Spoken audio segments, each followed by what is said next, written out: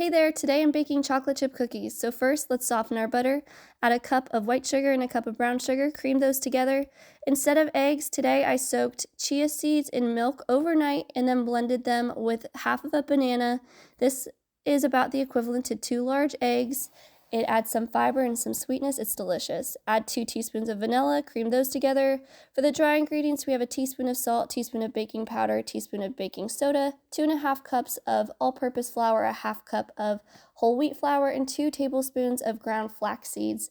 Mix all of those together, and then for the chocolate, we do have a bag of mini semi-sweet chocolate chips, and then I got this bar of dark chocolate that I did a rough chop on. Now to incorporate the dry ingredients into the wet ingredients, we're going to do half at a time to make sure it's all incorporated. I like to do everything by hand. Sometimes I'll use a hand mixer. You can also use a stand mixer. All depends on what you're most comfortable with and what you do. It's all good.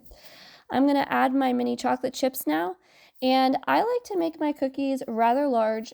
So you just want to make sure that you adjust your time and temperature according to what size you want your cookies to be.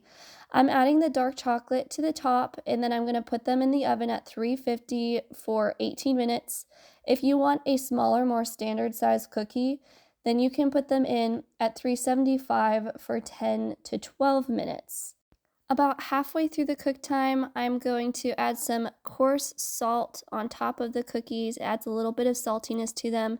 Now that the cookies are out of the oven, make sure they sit for 5 minutes before moving them to the cool rack. This ensures that they're not going to fall apart and crumble on you.